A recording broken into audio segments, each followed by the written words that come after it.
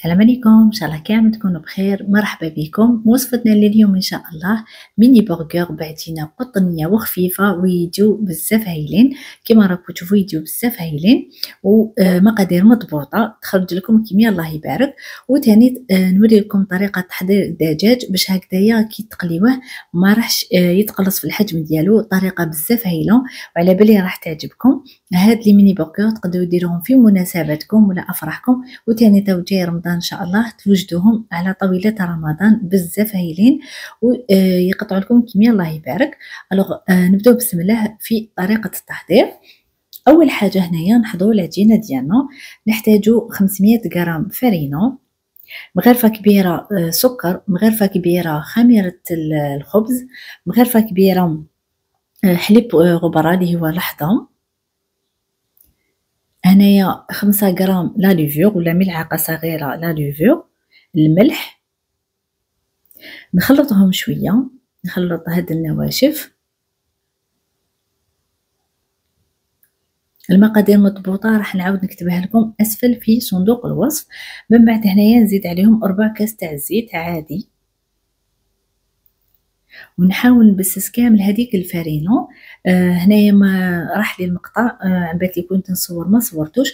تبسسوا مليح هذاك الفرينه بالزيت. من بعد تبداو طموا العجينه تاعكم بالماء دافي. الماء دافي ما يكونش سخون، يعني ما يكون سخون بزاف وما يكونش بارد. طموها العجينه تاعكم تكون طريه. واللحظه اللي درناها ملعقه كبيره تاع لحظه راح تعتبر كمحسن للعجينه تاعنا تجيكم بزاف هايله.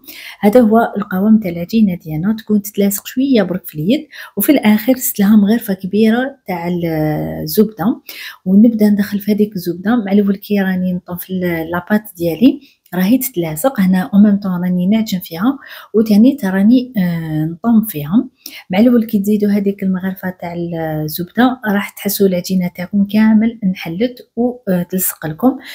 من بعد نتوما تكملوا، ما توقفوش هنا بالعاني. ما حبيتش نوقف لكم لا فيديو، اني نسرع فيها، ما رانيش نغاول لا فيديو برك راهي مسرعه هكذا حتى تنطم لكم. ما حبيتش نوقف لا فيديو حتى تنطم وتولي لكم هذيك العجينه تاعكم ملساء. يعني ماشي تعجنوها شويه تكون تتلاصق تروحوا تزيدوا لها الفرينه ولا لا باش هكا باش تجيكم العجينه قطنيه وخفيفه وما تيبسوهاش بالفرينه. هنايا شوفوا كيما راكم تشوفوا العجينه تاعي ما راهيش تتلاصق وميم طون راهي ملساء بهذه الطريقه. هنا عاود رجعتها للغيسيبيون وغطيتها بلو فيلم اليمونتير ونخليها حتى تخمر ويتضاعف الحجم ديالهم. هنايا بعد ما خمرت، اذا كنا في البرد من الاحسن حطوها في مكان دافي هكا باش تخمر لكم ليه. ديغازيوها بيان، نخرجوا لها كامل هذوك الغازات العجينه ديالنا بهذه الطريقه. من بعد هنايا وجدت الميزان ديالي ونبدا نوزن في لي ميني برجر ديالنا. انا وزنتهم 35 غرام، تقدروا تلحقوهم حتى 40 غرام، لكن من احسن 35 غرام ولا 30 غرام يجيكم صغيورين. 35 راهم في المعقول يعني في المتوسط، وكي يزيدوا يخمروا ويطيبوا راح يجيكم سوا سوا، لانهم راهم ميني برجر ما راهمش برجر كبار. هنايا من الاحسن توزنوهم باش يجيكم الحبات كامل قد الميزان راهو ضروري في الكوزينه، نستعملوه بزاف هكذا باش يجيكم كامل حبات كيف. هنايا كنت وجدت سنيوه ديالي فرشت لها بابي كويسون ونبدا ندور في العجينه تاعي كيما راهم موضح في لا فيديو. حاولوا ديروها اون بول، دوروا على طاوله العمل. من بعد تغلقوا هذيك القاعده كيما راهم موضح في لا فيديو. فوالا حتى تكملوا الكميه اللي عندكم كامل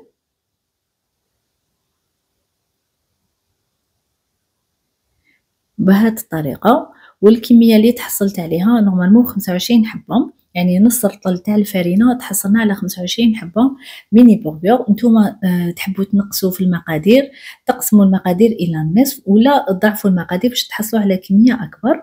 هنايا بعد ما كملت شكلتهم غطيتهم بطرشون وخليتهم يريحوا يزيدوا يخمروا شويه من ربع ساعه حتى نص ساعه، دوك صا ديبون اذا كان البرد ولا سخانه يتنفخوا شويه. من بعد هنايا خديت حبه بيض زدت لها قطرات تاع الخل ونبدا ندهن فيهم من الفوق. هنا دهنوهم غير بالعقل باش ما تكسرولهمش هذيك الخميره ويهبطوا لكم، دهنوهم غير بالعقل. بعد ما كملت دهنتهم كامل حبيبات درت لهم الجلجلان، والحبيبات الاخرين درت لهم سانوج بهذه الطريقه. وانتم ديروا واش تحبوا، تقدروا ديروا شوفان ولا. وهنا في هذا الاثناء قبل ما بديت ندير لهم في البيض كنت شعلت الفرن ديالي يسخن على 180 درجه. بعد ما نكمل ندير لهم كامل الساندويتش ندخلهم يطيبوا في فرن يكون مسخن من قبل على 180 درجه. نطيبهم من تحت باللون الذهبي ومن الفوق، دوكا كل وحده على حساب الفوق ديالها. وندخلهم يطيبوا. ونمروا الان نوجدوا لافاخ ديالنا ولا الدجاج ديالنا. نحتاجو 350 غرام دجاج مرحي، نزيد عليهم التوابل ملح فلفل كحل زنجبيل والكركم، كميات قليله كما شفتوا. وزدت عليهم معدنوسيكم مقطع رقيق وزوج سنينات توم اللي كنت كرفشتهم. وهنا كنت ضربت حبه بيض، زدت كميه قليله برك من البيض كما شفتوا. ونزيد لا شابليو. هنا لا شابليو تحتاجوا زوج مغارف حتى 3 مغارف تاع لا شابليو. هنا كي تكونوا طموا في الدجاج ديالكم تشوفوه ما يكونش يلصق، سي بون ما تزيدوش، يعني على الاكثر 3 مغارف كبار تاع لا شابليو. هاد الكميه تاع الدجاج اللي مديتها لكم راح تكفيكم باش تعمروا 25 حبه تاع لي برغر، يعني مقادير مضبوطه. وتقدروا ديروا من 350 غرام دجاج حتى 400 غرام، دونك نتوما على حساب الميزان ديالكم كيما حبيتوا. هنايا راني نوري لكم الدجاج كيفاش يكون. وهنايا بعد ما طابوا لي ميني برغر تاعنا جاو ما شاء الله كيما راكم تشوفوا، وتحمرهم باللون الذهبي. هنا راح نوري لكم كيفاش يكونوا خفاف. هاد العجينه تجي خفيفه وقطنيه فوالا. وكي تكونوا تاكلوا فيهم بزاف هايلين وما يجوش معجنين كامل من الداخل، يعني العجينه ما يجوش معجنين. هنا راح نفتح معكم باش تشوفوهم من الداخل كيفاش يجوا. وشفتوهم هنا بعد ما طابوا راح يتنفخوا فوالا. شوفوا من الداخل كيفاش يكونوا خفاف وما يجوش معجنين بهذه الطريقه. هنا راح نزيد نفتح معكم حبه واحده اخرى فوالا. بالنسبه للدجاج ديالي واش درت، حكمت الدجاج ديالي وزنته وقسمته على 25 حبه، يعني الكميه تاع الدجاج اللي تحصلت عليها قسمتها على 25 حبه. ووزنتهم وشكلتهم بهذه الطريقه، درتهم دوائر يعني كما راهم واضح في لا فيديو. وحطيتهم في الكونجيلاتور قسم ما يشدوا روحهم شويه برك حتى يتجمدوا شويه نقدر نتحكم فيهم. من بعد هنايا خديت 2 حبات تاع البيض وخديت لا شابليو. نبدا نغطس في الحبات ديالي بهذه الطريقه، نحطها في البيض ومن بعد نحطها في لا شابليو ونزيد نعاود المره الثانيه نزيد نحطها في البيض ونزيد نرجعها لا شابليو. هذه الطريقه كيما نديروا بولي باني. والدجاج ديالكم يجيكم بنين وطري وتانيت ما يتقلش في الحجم ديالو. كيما نعرفوا الدجاج ولا اللحم كي نقليوه راح يتقلص في الحجم ديالو، لكن هكذا كي ديروا بهذه الطريقه راح يبقى محافظ على الشكل ديالو ويجيكم بزاف هايل وبنين. هذه الطريقه اعتمدوها لانها راح تعجبكم. انا كي جربتها بزاف عجبتني. خير ما تقليوه ديريكتومون لانه راح يتقلص كامل في الحجم ديالو، مالغري ديروا كميه كبيره تاع الدجاج لكن راح يتقلص في الحجم ديالو. هنا بنفس الطريقه تكملوا كامل كميه الدجاج ديالكم. وبالنسبه للميني برغر تقدروا تحتفظوا بهم في المجمد، وكي تحبوا تخدموا بهم تجبدوهم، يعني سورتو في رمضان ديروا كميه كبيره تخلوهم في الكونجيلاتور. ومن بعد كي تحبوا تستعملوهم تخرجوهم يديكونجلاو وتوجدوا الدجاج ديالكم. هذا هو الدجاج ديالي بعد ما كملته. تقليوهم في شويه تاع الزيت من الجهتين حتى ياخذوا اللون الذهبي كما راكم تشوفوا. من بعد حطيتهم بابي سويتو حتى يتشرب كامل هذاك الزيت ديالو. كما شفتوا الدجاج بعد ما طيبناه بقى محافظ على الشكل ديالو وجا بزاف هايل.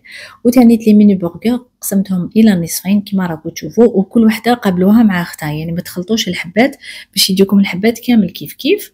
من بعد خديت هنايا صوص ميزون. صوص ميزون حاره شويه ما توفرتش انا عندي لا مايونيز. نتوما من الاحسن استعملوا لا مايونيز عاديه، ما ديروش الهريسه، ما تخلطوش في الصلصه، ديروا مايونيز سامبل بلا حار ولا، باسكو كاين اذواق كاين ما يحبوش الحار كاين ما يحبوش الكيتشوب، تما استعملوا لا مايونيز ولا جبن طاريه عادي تقدروا ديروها بالفرماج كيما حبيتوا. من بعد ما دهنتهم من الجهتين نبدا نحط في في الدجاج ديالي. هنا راح نوريكم طريقه، لانه لو كان تحطوا هذاك المربع تاع الجبن راح يجي بزاف كبير على الحبه ديالكم. هنا واش درت، خديت جبن تاع الساندويتش قسمته على 6 كما راكم تشوفوا، ونبدا نحطو بهذه الطريقه كما راه موضح في لا فيديو. فوالا، وتاني تما كل ورقه تاع الجبن الطري راح ديروا بها 2 بوكا. هذه كفكره، لانه قلت لكم كون ديروا المربع كبير راح تجيكم هذاك الفرماج كامل طايح في الجوانب. تما استعملوا هذه الطريقه بزاف هايله. هنا تقسمت لي الحبه، عاودت برك خدمتها معاكم باش تشوفوا الطريقه. فوالا، من بعد هنايا كنت درت طوماطيش وورقه تاع الشلاضه. لكم الاختيار كيما حبيتوا. حنا في الدار كاين يحب طوماطيش كاين ما يحبش، نتوما على حسب واش يحبوا افراد العائله تاعكم، ولا على حسب لي كوموند كيما يحبوا، يعني على حسب طلبيه الزبونه ديالكم. من بعد هنايا خديت لي كوردون ودرت فيهم زيتونه ولا كورنيشون وزينتهم من الفوق. ان شاء الله وصفتنا لليوم تكون نالت اعجابكم وتجربوها. ما تنساوش تبارطاجيو هذا لا فيديو مع احبابكم واصدقائكم باش يستفادوا من لا فيديو. اذا عندكم اي تساؤل اكتبوا لي في لي كومونتير، راح نجاوب عليكم كامل باذن الله. وصلنا نهايه الفيديو، نقول لكم تهلاو بزاف في روحكم وربي يحفظكم. نتلاقاو في وصفات وفيديوهات اخرى باذن الله. سلام.